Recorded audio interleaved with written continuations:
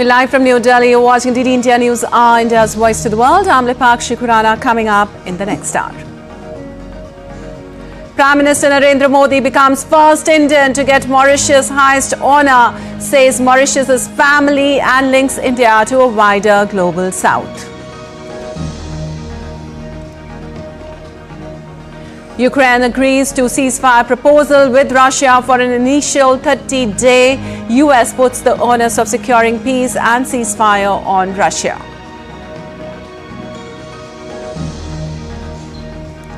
US markets in turmoil as ambiguity remains about the tariffs. US and Canada trade angry warnings as 25% levy set to come to play by midnight. Trump halts plans for 50% tariffs after talks with Canada.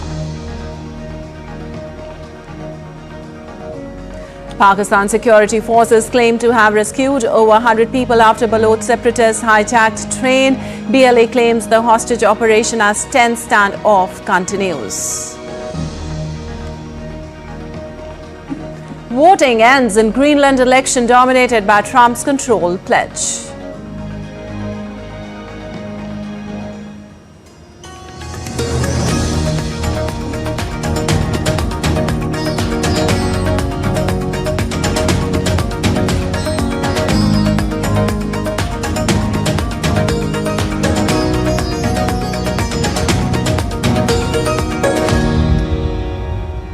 And on to the details. India's Prime Minister Narendra Modi, who is in Mauritius, is set to attend country's 57th National Day celebrations today as the chief guest.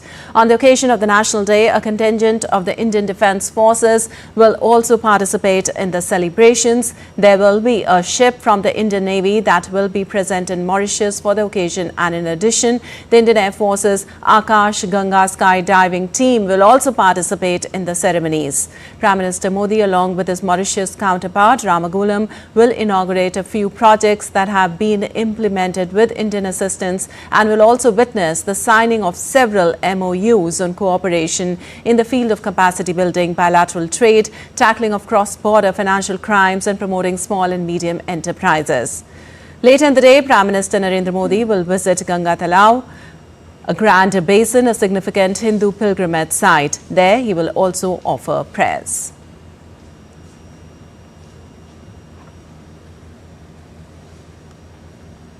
Well, earlier on Tuesday, Prime Minister Narendra Modi received a grand ceremonial welcome on his arrival in Mauritius. Akshay Dongre and Tripti Tripathi get us more on this.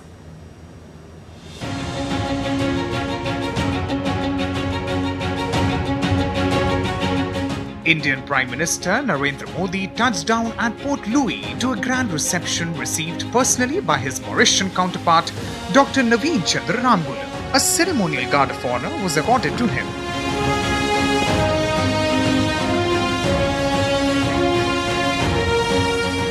Adding to the celebratory spirit, over 200 dignitaries gathered at the airport, reflecting the deep-rooted bond between the two democracies.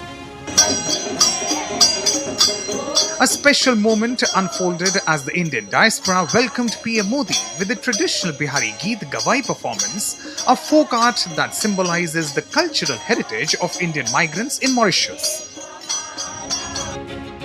The visit continued to the historic Ceasefire Ramagoolam Botanical Garden, where PM Modi and PM Ramagoolam paid tribute to two towering leaders of Mauritius, Ceasefire Ramagoolam and Anirudh Jagannath, for their immense contributions to the nation's progress.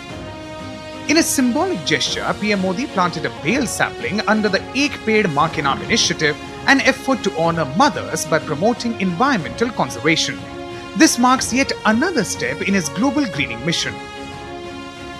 At the State House, Prime Minister Modi met Mauritian President Dharambir Gokul, where the two leaders discussed ways to deepen bilateral ties. PM Modi gifted the holy Sangam water from Mahakumbh and Bihar's nutritious superfood makhana to the Mauritian president. A touch of Indian elegance was added with the traditional Banarasi sari gifted to the First Lady of Mauritius. PM Modi also visited the Ayurvedic garden, a testament to India-Mauritius collaboration in traditional medicine. This initiative strengthened ties in the field of holistic healing, reinforcing a shared commitment to preserving ancient knowledge. From cultural heritage to strategic partnerships, PM Modi's visit to Mauritius reaffirmed the deep-rooted connection between the two nations. With Akshay Dongre, Tripti Tripathi's report for DD India. And India's Prime Minister Narendra Modi was awarded the country's topmost civilian honour. During the event, Prime Minister Modi announced the issuance of Overseas Citizen of India cards to the Mauritian diaspora. The decision marked India's commitment to the diaspora and bilateral relations with Mauritius.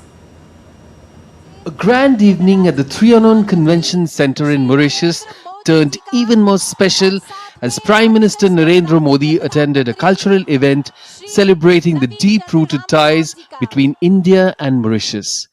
The highlight of the evening, Mauritius conferring its highest civilian honour, the Grand Commander of the Order of the Star and Key of the Indian Ocean, upon India's Prime Minister Narendra Modi. With this, PM Modi is the first Indian to receive this prestigious award, joining a select group of global leaders including Nelson Mandela.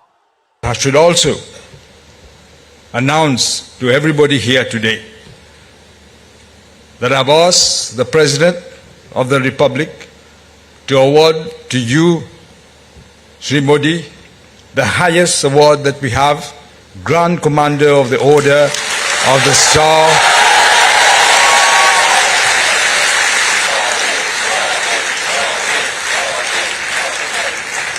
Grand Commander of the Order of the Star and Key of the Indian Ocean, very fitting for you, Prime Minister. Humbly accepting the honour, PM Modi dedicated the award to the Indian diaspora in Mauritius. ये भारत और Mauritius के ऐतिहासिक रिश्तों का सम्मान है। ये उन भारतीयों का सम्मान है जिन्होंने पीढ़ी दर पीढ़ी इस धरती की खूब सेवा की। In a symbolic gesture of shared heritage, PM Modi handed over the Overseas Citizen of India cards, or the OCI cards, to PM Naveen Ramgoolam and his spouse Veena Ramgoolam. Notably, OCI eligibility has now been extended to the seventh generation of the Indian diaspora. Addressing the gathering, PM Modi emphasized the unwavering bilateral ties and described Mauritius as mini India. For us, Mauritius is family. This bond is deep and strong, rooted in history, heritage, and the human spirit. Mauritius is also a bridge connecting India to the wider global south. Strengthening the bond further, PM Modi reaffirmed India's commitments to Mauritius's development, highlighting key collaborative projects in infrastructure, healthcare, and digital transformation. Mauritius, with large ocean territories, needs to secure its resources from illegal fishing, piracy, and crimes. As a trusted and reliable friend, India works with Mauritius to protect your national interests and secure the Indian Ocean region. PM Modi's message was clear. India and Mauritius are not just partners, but family, bound by history, culture, and a shared vision for the future. With India playing a key role in Mauritius's growth through developmental projects, trade, and capacity building initiatives, the relationship stands as a model of deep mutual trust and cooperation. With Akshay Dongre, Bureau Report, DD India. And for more, we have Akshay Dongre joining us from Mauritius. Well, Akshay, Prime Minister Modi highlighted the strong bond between India and Mauritius based on strong heritage and history we share with the country. Tell us about the highlights yesterday as Prime Minister Modi also received the highest civilian honours.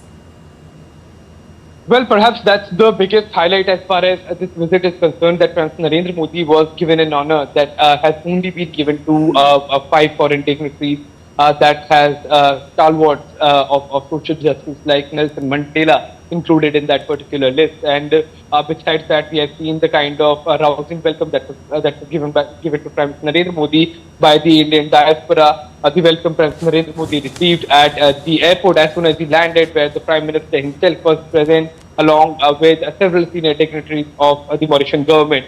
The Prime Minister also called upon the President of Mauritius, Dharamveer Gokul. In fact, these were some of the key elements as far as Prime Minister Narendra Modi's visit is concerned. PM also was hosted for a banquet dinner by the Prime Minister of the country later in the day. So these were some of the highlights besides Prime Minister Narendra Modi's call to Mauritius to foster even closer relations, and him extending the OCI card to the 7th generation of Mauritians. All of these issues, all of these movements have been key as far as strengthening the relation between the two countries are concerned. And there are hopes, in fact high hopes now, not just in India but in Mauritius as well, that this visit of Prime Minister Narendra Modi is going to be a milestone as far as the Indo-Mauritian relations are concerned. Back to you. All right. Also, Akshay, Prime Minister Modi will be the chief guest today at the 57th National Day celebrations. Can you tell us more about the significance of the Indian Defence Forces participation also in Mauritius's National Day celebrations today, and how it reflects the growing defence cooperation between the two nations?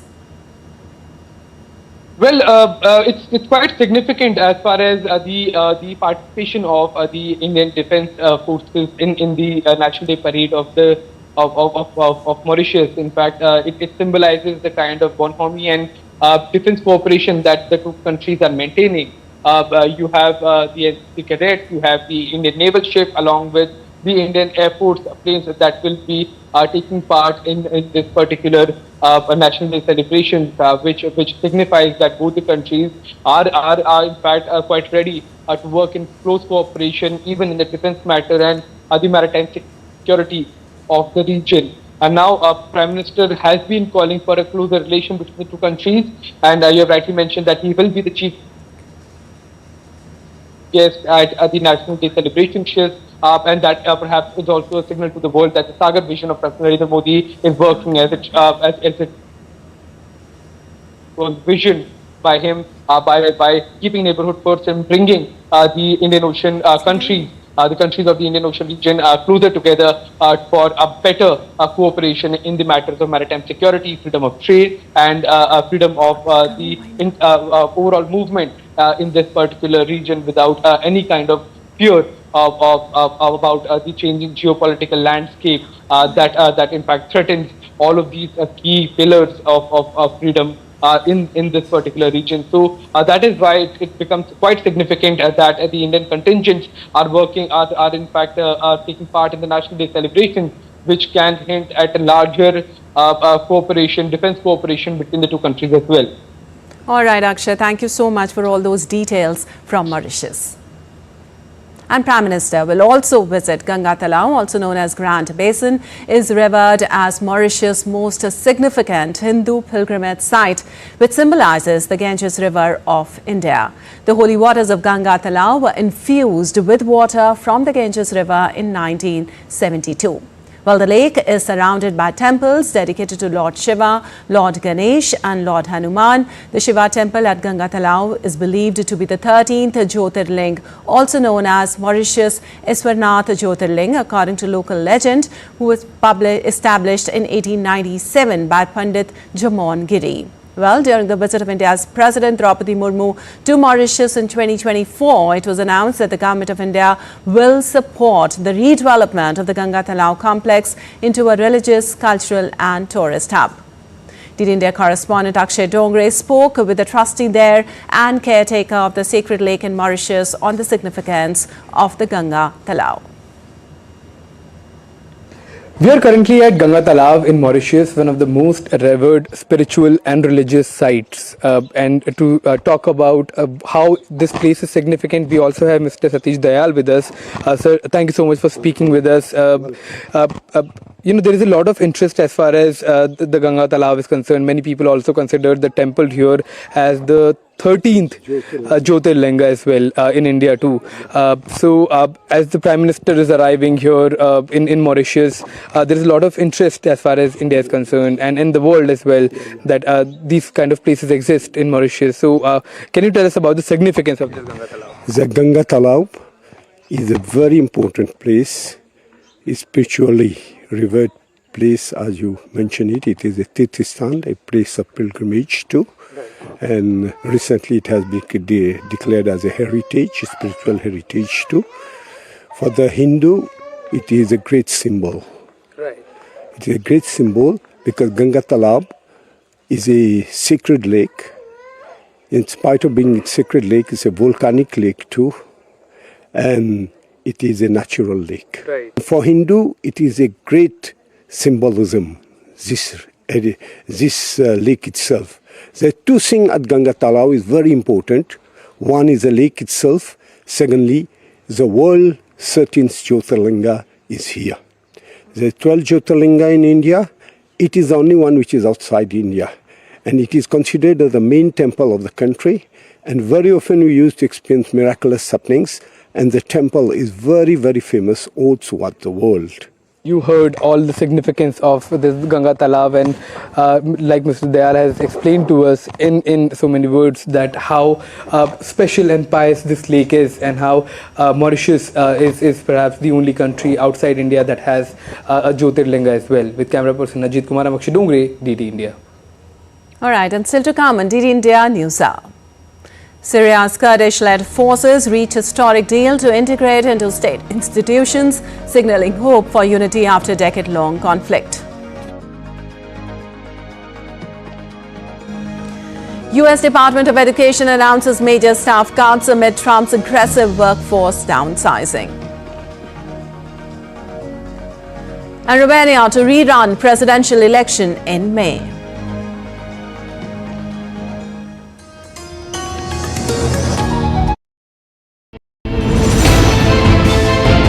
Geopolitics and trade deals. Economic challenges amid development. Hard work and the path to prosperity. It's the economy always. Between walkers, money is what money does and says. Supply creates its own demand. Between the bulls pulls and bears tears. When supply chains globalization and India rises to the podium. We'll get you centered with the economic brief at 8 p.m. every Thursday on DD India.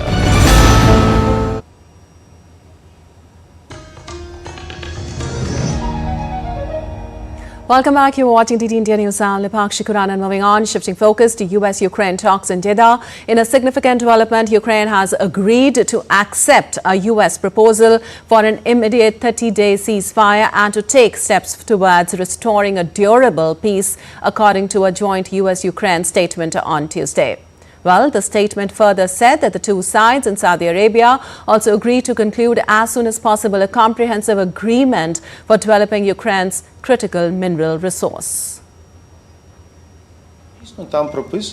It is indeed written there that Ukraine is ready to accept, if Russia agrees to it, to introduce a 30-day ceasefire as the first step in order to start preparing some more important document to prepare for negotiations. Well, following constructive talks, Ukrainian presidential officials said that the United States have agreed to resume military aid and intelligence sharing with Ukraine.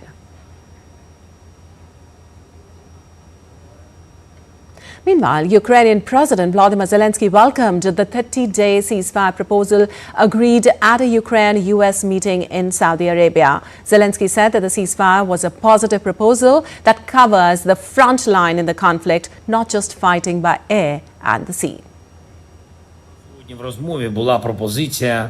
During today's talks, the American side proposed taking a first step forward, establishing a full ceasefire for 30 days. not just stopping missiles, drones, and bombs, not just ensuring security in the Black Sea, but implementing a complete ceasefire along the entire front line. Ukraine welcomes this proposal. We see it as a positive proposal and are ready to take this step. Well, U.S. Secretary of State Marco Rubio said that he would now take the offer to the Russians and that the ball is now in Moscow's court.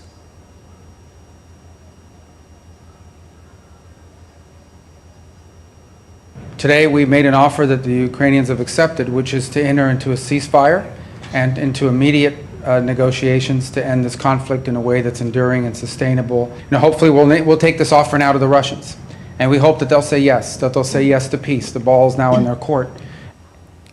Well, on the other hand, Ukraine's decision to accept the U.S. ceasefire proposal was welcomed by the leaders. European Council President Antonio Costa and European Commission President Ursula von der Leyen, in simultaneous statements on microblogging site X, said this is a positive development that can be a step towards a comprehensive, just and lasting peace for Ukraine, highlighting that the ball is now in Russia's court. Well, Polish Prime Minister Donald Tusk also said it seemed there had been an important step towards peace in the ongoing Russia-Ukraine conflict.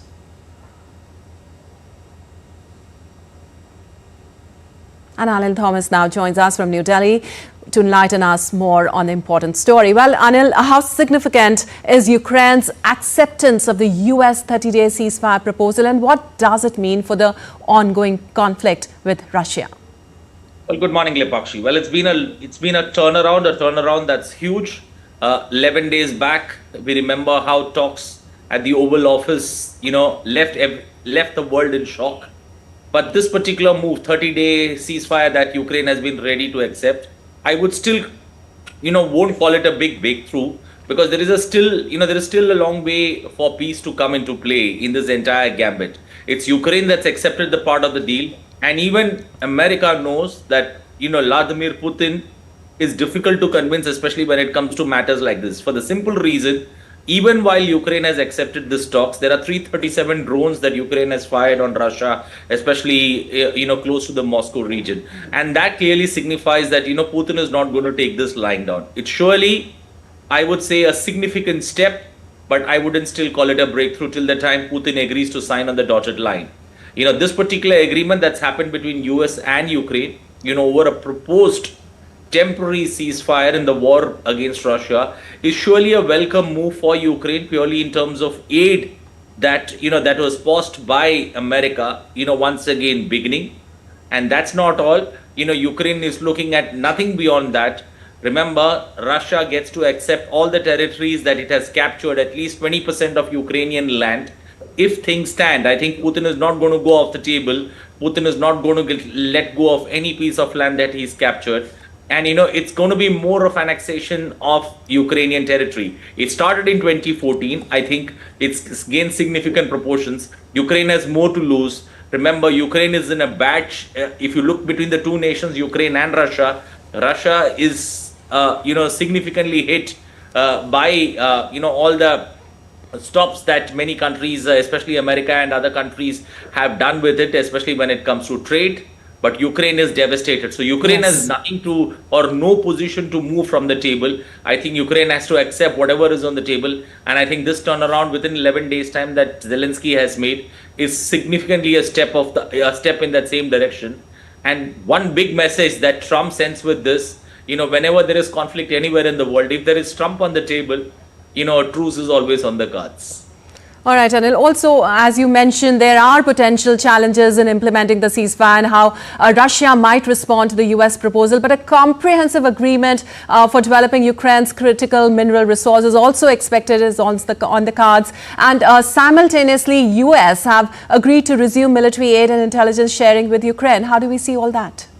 Well, that's the big step. That's the big positive that Ukraine looks forward to, especially military aid that comes in from United States of America. I think that's the only positive that Zelensky can look forward to, in this entire ceasefire deal that he's agreed for 30 days. This includes no fights from land, sea, or even air. And I think that's where, Russia will also be looking for some kind of reprieve, because as these talks take place in Jeddah, there is also, as I mentioned, the bombardment that Ukraine has done on it, and the suspension, especially of military aid and intelligence sharing with Ukraine, is something that Ukraine has been deeply affected, and they have been time and again asking for other countries to, help, especially in navigating or tackling Russia.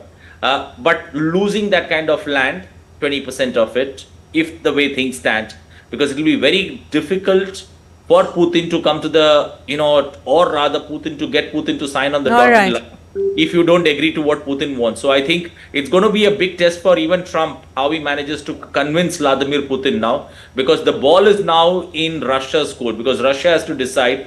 And Zelensky time and again said that Russia cannot be trusted when it comes to these kind of things. So what does America do to make this talks concrete? And that signing that takes place, that becomes very much, important, because if Russia does not follow it to the T, I think Ukraine will have the world's support. It has the world's support. The world will once again ball is surely in Russia's court, Anil. And ball is surely in Russia's court. We're yet to see what happens next. Thank you so much, Anil, for all those insights.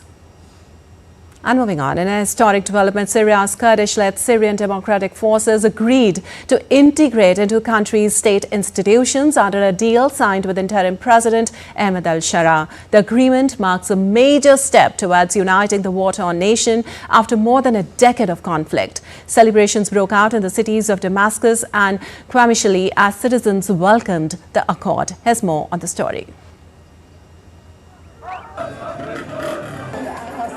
Celebrations erupted in Syria's capital, Damascus, and the northeastern city of Qamishli after Kurdish-led Syrian Democratic Forces, or the SDF, signed an agreement with the interim government to integrate into Syria's state institutions. Crowds filled the streets, chanting slogans of unity as the deal marked a major step towards stabilizing the war-torn country. The people needed an agreement like this. The world is tired of displacement and war. So we are happy with the agreement because it will bring peace to a new democratic Syria. The agreement, signed by interim President Ahmed al-Shara and SDF commander Mazloum Abdi, formally ends years of Kurdish self-administration in the northeast. Under the accord, all civilian and military institutions in SDF-held areas will come under the Syrian state, restoring government control over key border crossings, airports, and vital oil and gas fields. The deal is part of Shara's broader effort to unify the country following the overthrow of former President Bashar al-Assad in December. Since taking power, Syria's new administration has faced challenges from pro-Assad loyalists and also foreign-backed insurgencies, along with sporadic violence threatening national stability. The recent surge in violence has been particularly severe in western Syria, where pro-Assad militias clashed with government forces. Reports suggest over 1,000 civilians, mostly from the Alawite minority, have been killed in this unrest. The agreement also has significant geopolitical implications. Turkey, which has long opposed the SDF due to its ties with the Kurdish YPG militia, may view the deal as a threat. Ankara previously conducted cross-border operations against Kurdish fighters and continues to support armed groups in northern Syria that frequently clash with the SDF forces. Despite these concerns, the deal is being hailed as a crucial step in Syria's post-war transition. By bringing the SDF under state control, the government hopes to consolidate power and move toward long-term stability.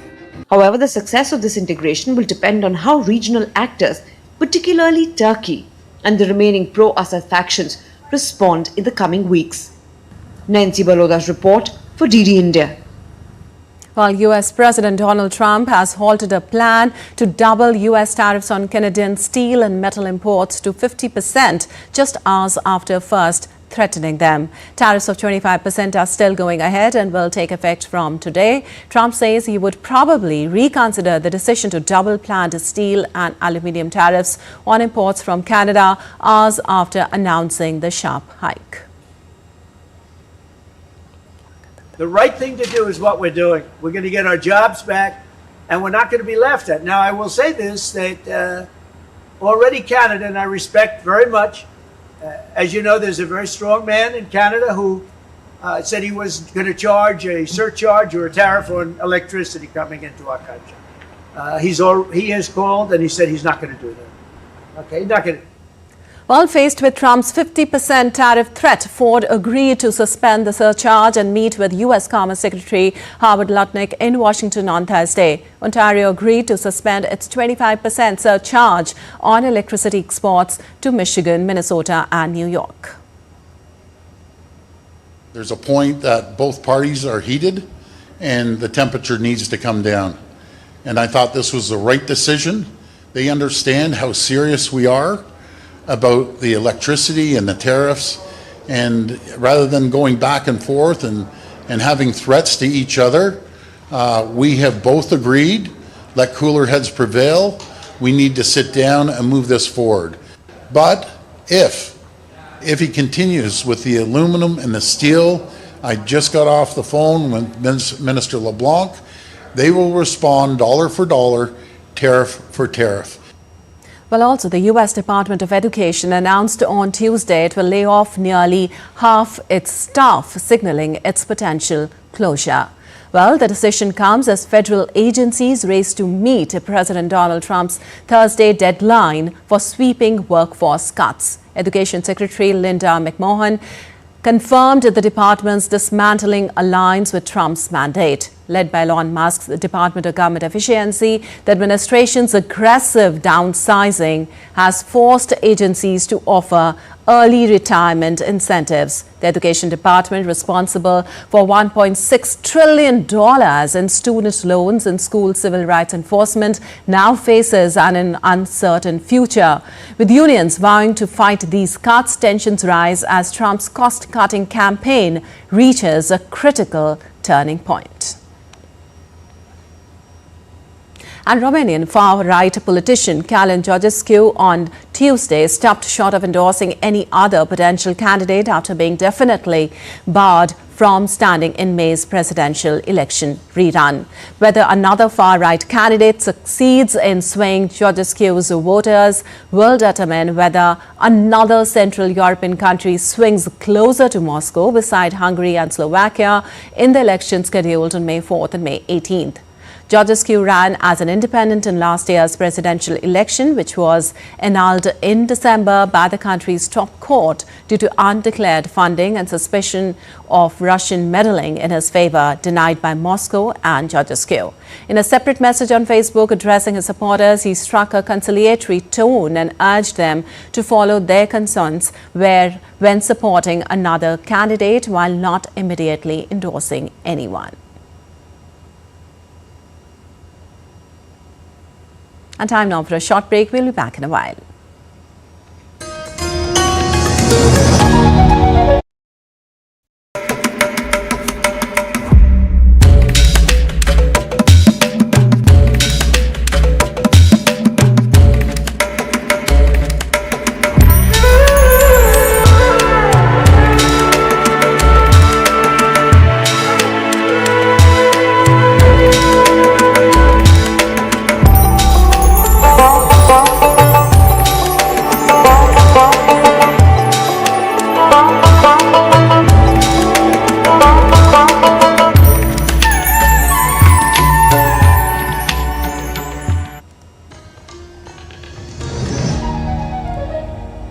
Welcome back. You're watching DD India News. I'm Pakshi Quran, and moving on. Updates in the sensational train hijacking in Pakistan now. Pakistan forces have claimed to rescue over 100 people after Baloch separatists blew the railway track and took 450 hostages, including Pakistani army personnel. Well, Pakistan's Prime Minister Shehbaz Sharif has condemned the attack, saying security officials were repelling the separatists. As negotiations and rescue efforts continue, the Pakistani government faces immense pressure to secure the release of the hostages while preventing further violence.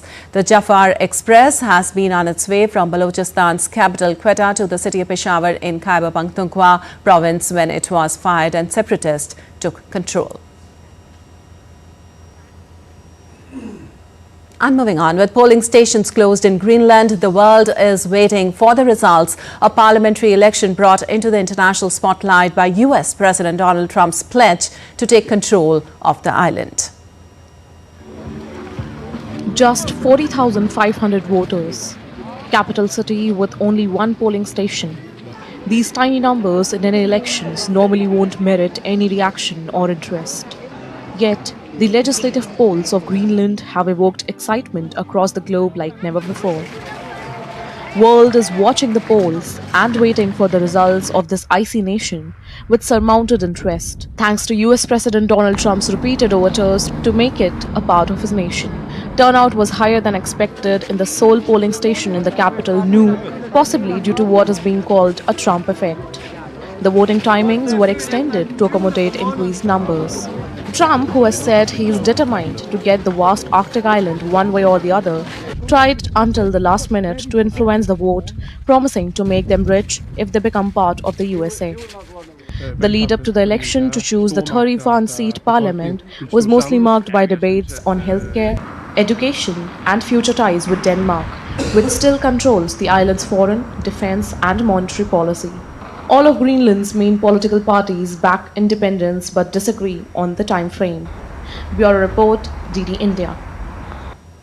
And former Filipino President Rodrigo Duterte was arrested and flown to The Hague to face International Criminal Court charges of crimes against humanity for his deadly drug crackdown. Rodrigo Duterte, an ex-mayor and former prosecutor who led the Philippines from 2016 to 2022, was arrested at a Manila airport early on Tuesday in a major step in the ICC's investigation into thousands of killings in an anti-drugs crackdown. According to the police, 6,200 suspects were killed during anti-drug operations under Duterte's presidency that they say ended in shootouts. The arrest caused outrage among the family, loyalists and supporters of the still popular Duterte, who called it an affront to Philippine sovereignty. Philippine Vice President Sara Duterte, the daughter of former President Rodrigo Duterte, said her father's arrest has no legal basis. Sara Duterte said she will be traveling to The Hague and assist with the legal defense of her father. There is no legal basis at all to turn over to endorse the president or the former president to the International Criminal Court. If they are looking for justice, there's no justice here. And Colombian President Gustavo Petro decided to call a national referendum so that voters can weigh in on his embattled health and labor reforms amid a lack of support for the proposals in the country's legislature. The president did not immediately specify whether the reforms would be withdrawn from Congress, where he has struggled to push through the bills, which he says are necessary to fight deep inequality and lower poverty. The long-stalled reform to the health sector aims to strip power from insurers and expand access to health care, while the labor reform would reduce working hours and boost overtime pay. Petro's decision came hours after 8 members of the 14-member Senate committee announced they would present a proposal to reject the government's proposed labor reform for a second time. And Colombia's newly appointed defense minister said Tuesday that he will focus on taking back territory lost to rebel groups that have forced thousands to flee their homes this year. Well, Pedro Arnulfo Sanchez is sworn in by President Gustavo Petro during a military ceremony in Bogota. In an address to the nation's troops, Pedro Sanchez said that it was time for Colombia's military to strengthen national sovereignty and protect the nation's population. The retired general hinted that Colombia's military, which had been recently asked to refrain from attacking rebel groups by the nation's government, will now take a more offensive role. And moving on, the captain of the cargo ship has been arrested after it collided with an oil tanker in the North Sea. The Portuguese-flagged Ceylon and the US-registered tanker Stena Immaculate crashed off the East Yorkshire coast on Monday. UK police said the 59-year-old man had been arrested on suspicion of gross negligence manslaughter following searches for a missing crew member of the Ceylon. Smoke is continuing to billow from the Ceylon, but Transport Secretary Heidi Alexander said both ships were expected to remain afloat. A criminal investigation began into the cause of the collision. And NASA announced on Monday it is eliminating its chief scientist position and shutting down key offices, including those focused on space policy and diversity initiatives. Acting Administrator Janet Petro informed employees that the Office of the Chief Scientist, the Office of Science Policy and Strategy, and Diversity, Equity and Inclusion branch will also be dismantled. The decision affects 23 employees, including Chief Scientist Catherine Calvin and Chief Technologist AC Karenia. NASA has relied on a chief scientist for decades to guide research priorities in space exploration. Well, these cuts come as part of President Donald Trump's sweeping cost-cutting campaign, raising concerns about the agency's future direction in scientific research and technological innovation. And now the latest on what is going on in the continent of Africa. Talks between Democratic Republic of Congo and the M23 armed group that has captured swathes of Central African countries' volatile east will take place in Luanda soon. Angola would attempt to broker direct talks between Democratic Republic of Congo and Rwanda-backed M23 rebels in the coming days. Peace talks have stalled over Congo President Felix Tshisekedi's repeated refusal to engage in the dialogue with M23, which, backed by Rwandan troops, has carried out a lightning offensive in eastern DRC. Well, the U-turn comes after Tshisekedi met Angolan counterpart Joao Lourenço on Tuesday to discuss the conflict. Since January, the two major cities of eastern DRC, Goma and Bukavu, have fallen into the hands of the M23 group, which took up arms again in 2021. And tensions escalated into violence as artisanal fishermen clashed with police outside the Chilean Congress in Valparaiso, protesting a bill redistributing fishing quotas between industrial and small-scale fishing operations. Demonstrators erected flaming barricades near the congressional building, hurling objects at riot police, who responded by deploying water cannons and tear gas to disperse the crowd. At the heart of the conflict is the proposed fishing bill, which protesters claim would give a small group of industrial actors control of the market, but would disadvantage artisanal fishermen. The small-scale fishing sector has two primary demands: protecting its existing fishing quotas and maintaining the current ban on industrial trawling, which it argues depletes fish stocks and damages marine ecosystems.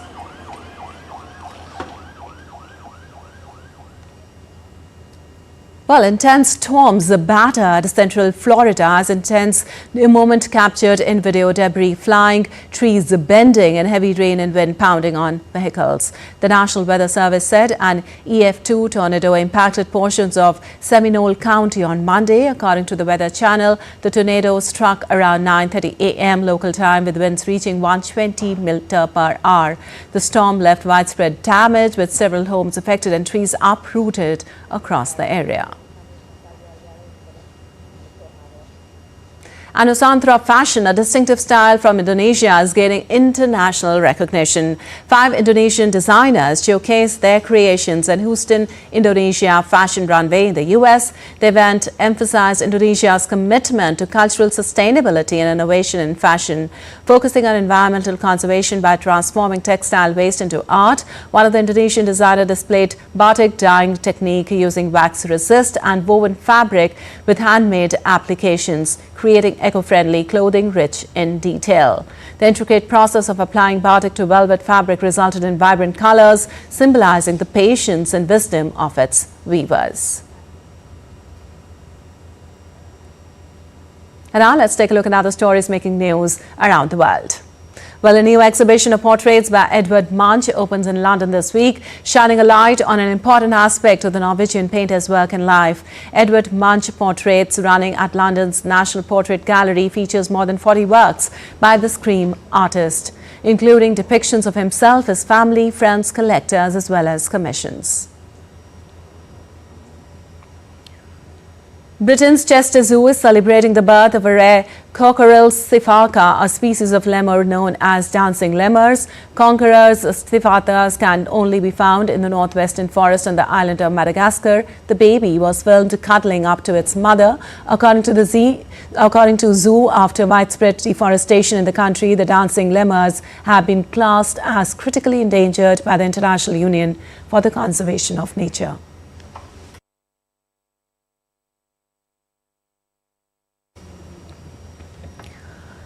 French luxury fashion house Chanel showcased trim tweed, tailored suits and flowing transparent dresses adorned by decorative black bows during fall-winter runway collection in Paris. Paris Fashion Week winds up on Tuesday after featuring shows from some of the world's biggest brands including Dior, Hermes and Louis Vuitton, as well as Stella McCartney and Victoria Beckham. And still to come on DD India News Hour. Donald Trump turns White House into Tesla showroom, backs Elon Musk's EVs. IMF approves $1.3 billion assistance to Egypt to combat climate change. And India's HS Prannoy bowled out of the All England Open Badminton Championships.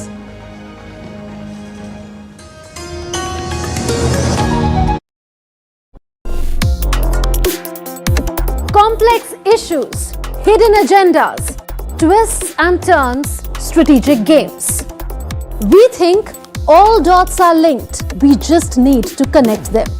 Join me every week as I connect the dots to unravel hidden designs in statecraft, mysteries and decode issues that matter to you.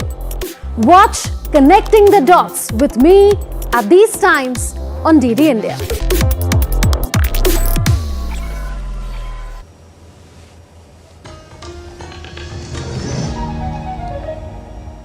Welcome back. You're watching DD India News. I'm Lipakshi Khurana, and moving on to some business news now. President Donald Trump responds to plummeting Tesla share prices by briefly turning the White House into a showroom, announcing he's buying one of the electric cars manufactured by close advisor Elon Musk. He further said that he will label violence against Tesla dealerships domestic terrorism, as he appeared with Tesla CEO Elon Musk to show support amid recent Tesla takedown protest and the slump in the company's stock price. Well, Musk said Tesla would double its vehicle output in the United States in the next 2 years while speaking at the White House with Trump.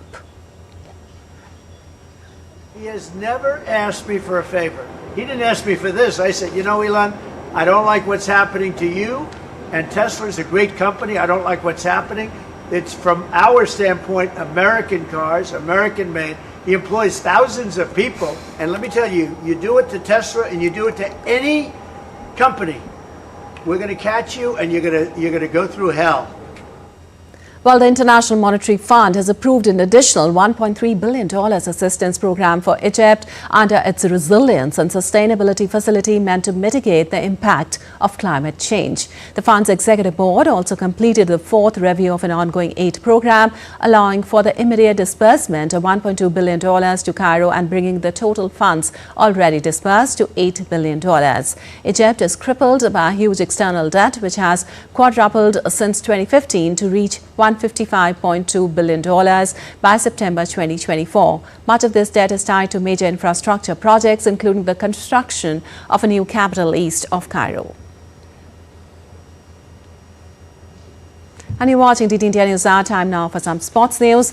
Defending champions Royal Challengers Bengaluru ended an otherwise disappointing season on a positive note, denying Mumbai Indians a direct entry into the final of the Women Premier League with an 11-run win on Tuesday. The result helped table toppers Delhi Capital secure a direct berth in the final of the competition, which will be held on Saturday. Meanwhile, MI will take on Gujarat Giants in the eliminator on Thursday at the same venue. Batting first, RCB rode on skipper Smriti Mandhana's 37-ball 53 and useful contributors from LSE Perry, Richa Ghosh and Georgia Wareham to post a commanding 199 for 3.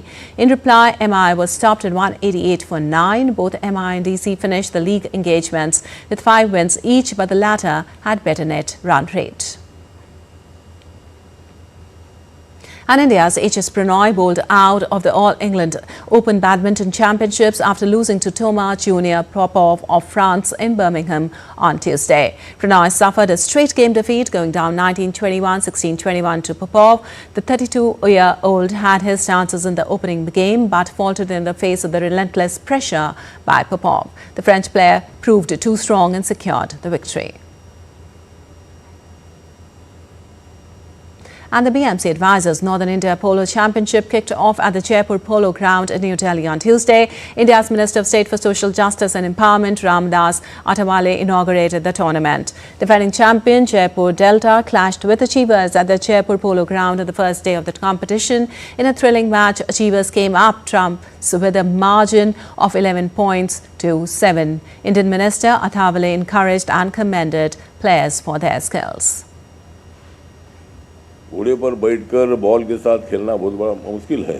Batting से ball को वो चौका मारना, sixer मारना ये भी कठिन होता ही है।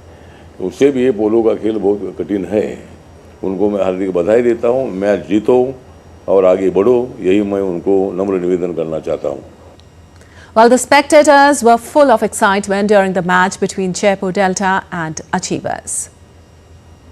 तो अपने आप में ये बहुत ही अद्भुत गेम है क्योंकि बहुत मुश्किल है। एक सोचिए हम खुद ही अपने आप अकेले खेलने पे घोड़े पे बैठ के खेलना बहुत ही ज़्यादा मुश्किल है। बट हाँ, इसलिए इन सबको देख के, इन प्लेयर्स का पूरा एक्साइटमेंट देख के हम तो ओवर एक्साइटेड है। तो यस, हम बहुत खुश हैं। सारी टीम्स जो हैं वो प्रोफेशनल टीम्स हैं और बड़ा डिसेंट तरीके से मैनेज किया गया है बाय द बीएमसी एडवाइज़र। तो ये आप हर साल इसमें बेटर टू बेटर होगा और everybody will enjoy. All the delegates and people have started gathering, so it's really good. The weather is good, not too cold and not too hot. It's really nice. Well, in football, Rapkinka scored twice and Lamine Yamal netted a stunning strike in a rampant first half as Barcelona defeated Benfica 3-1 in the Champions League last 16th leg. With the win, Barcelona have advanced to the quarter-finals with a 4-1 aggregate victory. It was an inspired evening for teenager Yamal, who was creating most of Barca's scoring chances with his virtually unplayable running up and down the right channel.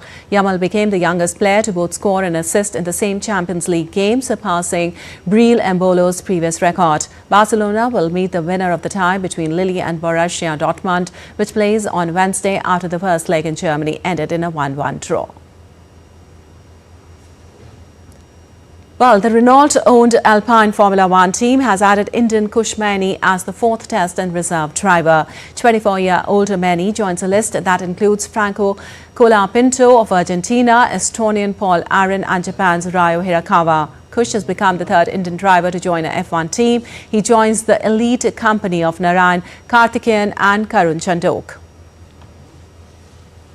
Australian Jack Doohan will race for Alpine this season alongside French veteran Pierre Gasly.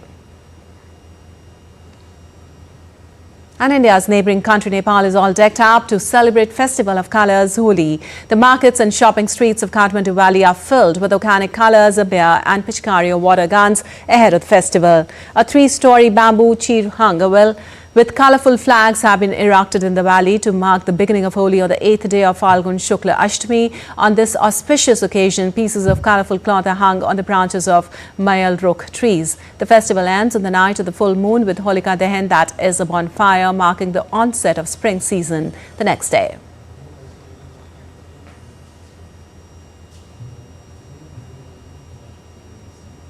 Well, that's all for this edition of DD India News Hour. But let us know your thoughts on the news of the day. For those on the go, you can get all the latest news and updates from India and across the world on the DD India mobile app. The app is available on both Android and iOS platforms. Scan the QR code on the screen to download now. We'll be back with more news as it breaks here on DD India. I'm Lipakshi Khurana from all of us here in Delhi. Thanks for watching DD India News Hour.